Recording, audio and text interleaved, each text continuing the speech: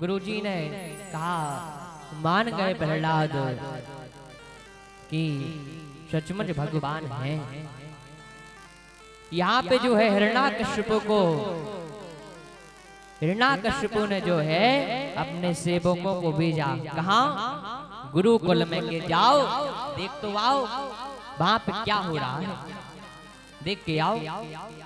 सेवक पहुंचे महाराज जैसे ही गुरुकुल में, तो वहां तो भैया श्रीमन नारायण नारायण हरे हरे एक कीर्तन चले, मस्ती में सब झूम रहे, प्रहलाद जी झूम रहे, माँ गुरु बाबा झूम रहे, दो ही जन।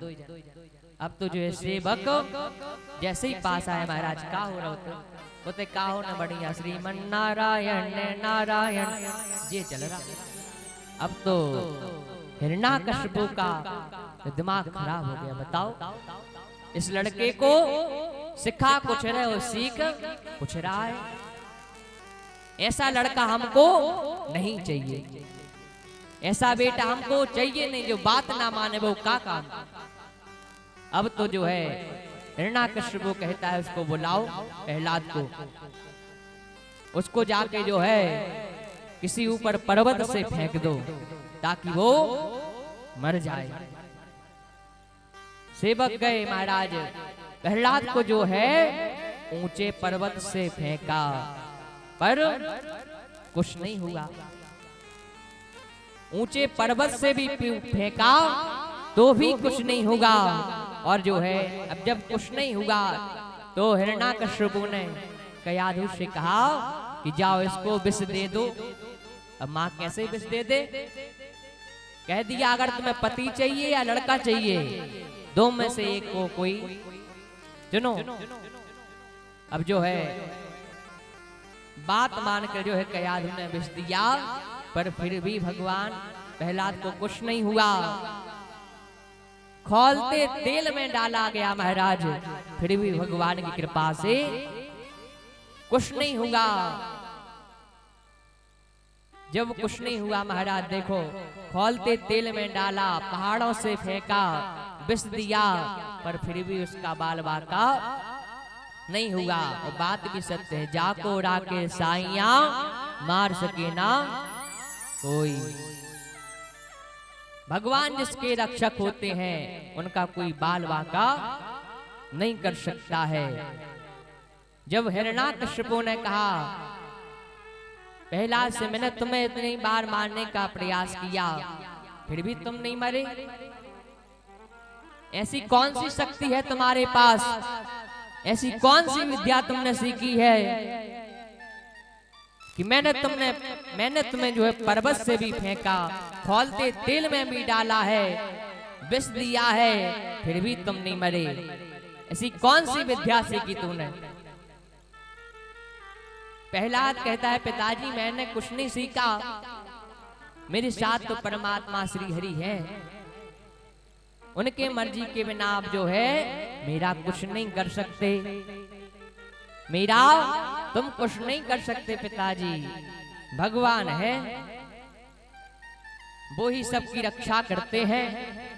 और बात भी सत्य है, मारने वाला है भगवान, बचाने वाला है भगवान, मारने वाला है भगवान, बचाने वाला है भगवान, मारने वाला है भगवान, बचाने वाला है भगवान, मारने वाला है भगवान, बचाने वाला है भगवान, मारने वाला है भगवान, बचाने वाला है भगवान, मारने वाला है भगवान, बचाने वाला है भगवान।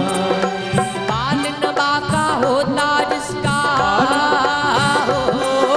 बाल नबा का होता जिसका, बाल नबा का होता जिसका, बाल नबा का होता जिसका, जिसका रक्षा कृपा निधान, मारने वाला है भगवान, बचाने वाला है भगवान, मारने वाला है भगवान, बचाने वाला है भगवान। बाल नबा का होता जिसका, बाल नबा का होता जिसका, रक्षक दया निधान, मारने वाला है भगवान, बचाने वाला है भगवान,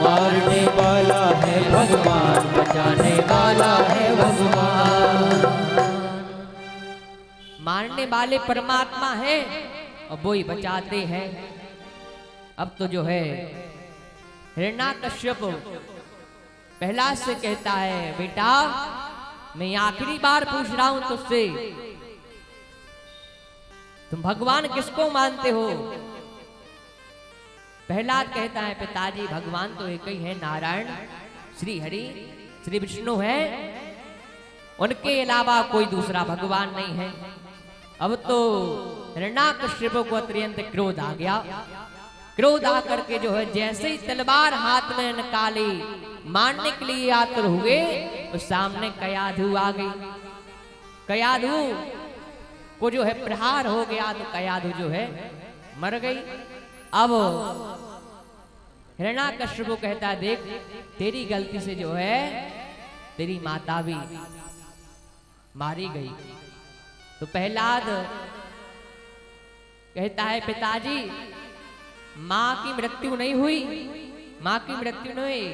क्यों? माँ तो जो है भगवान के पास चली गई, भगवान की हो गई, भगवान के पास चली गई माँ।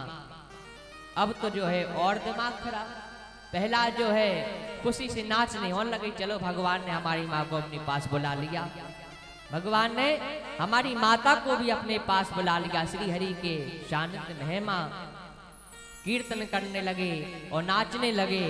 अब तो जो है हिरण्याकश्यप कहता है, बेटा तुम्हारा भगवान है कैसा, कहाँ रहता है, कहाँ पे रहता है? तो प्रहलाद कहते हैं, पिताजी हमारे भगवान तो कण कण में निवास करते हैं, जीव में निर्जीव में सब में हमारे परमात्मा हैं।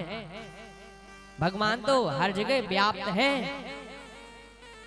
हरि व्यापक सर्वत्र समाना, प्रेम ते प्रगट हो ही मैं जाना।